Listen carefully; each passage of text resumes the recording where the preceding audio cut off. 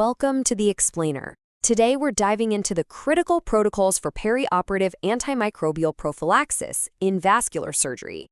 You know, this is a field where precision means everything, right down to the microscopic level. And that's because when we implant prosthetic material, we're basically opening up a new frontier for infection. A surgical site infection here isn't just a minor setback.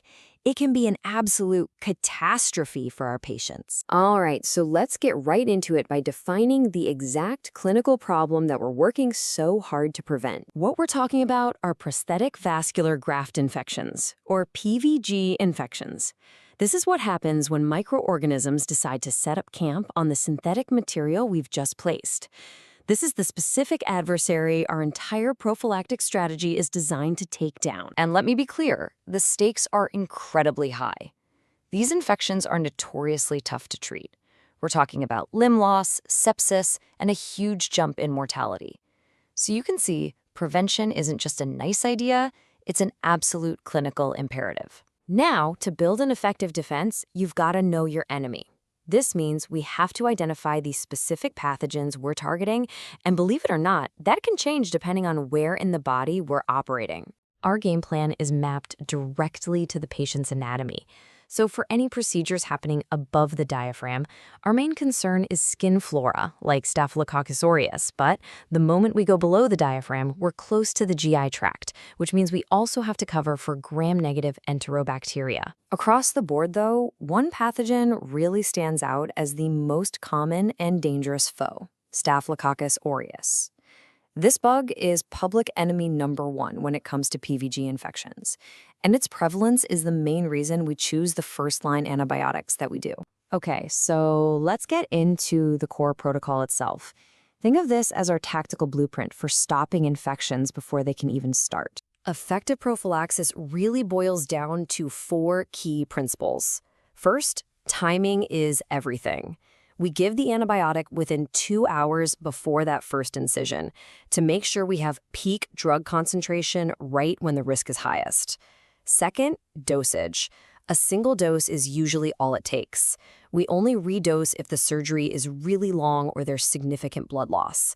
And finally, and this is so important, we stop the antibiotic after the surgery is over. This quote just perfectly captures the whole philosophy.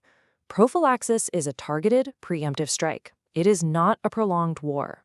Continuing antibiotics post-op gives zero extra benefit, and worse, it directly contributes to the global crisis of antibiotic resistance. So what's our weapon of choice? For the vast majority of cases, it's cefazolin. It's a workhorse. It's got proven efficacy against our main target, Staph aureus, and it also gives us the coverage we need for those below-the-diaphragm procedures.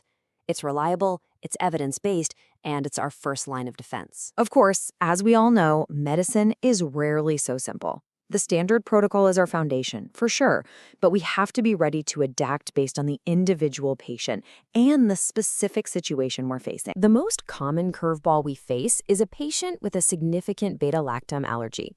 In these cases, cefazolin is off the table, so we pivot. We switch to alternatives like vancomycin or clindamycin to make sure we're being both safe and effective. And remember, the antibiotic is just one piece of a much larger puzzle.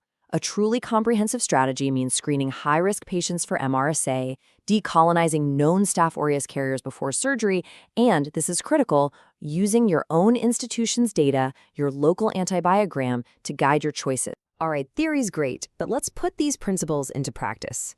Running through a few cases is really the best way to see how this knowledge translates into actual clinical decision-making. Okay, case number 1.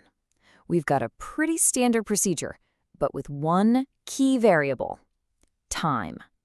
The surgery is expected to last 5 hours. So, how does that change our standard plan? The key here is the drug's half-life. A single dose of cefazolin simply won't maintain therapeutic levels in the tissue for 5 whole hours. So, to make sure that surgical site stays protected for the entire procedure, we have to redose. So the correct regimen here is cefazolin before the first cut with a mandatory intraoperative redose to keep that shield of protection up for the full 5 hours. Simple as that. Now for challenge number 2. This time, the complication isn't about time. It's about the patient's own immune system. a documented severe penicillin allergy. What's the move? Well, the guiding principle is always first, do no harm. A severe allergy to a beta-lactam means the entire class, including our standard cefazolin, has to be avoided. Our job is to pick an agent from a completely different class that still gets the job done. So the correct path is crystal clear. We avoid cefalazine and pivot to an alternative like vancomycin or clindamycin.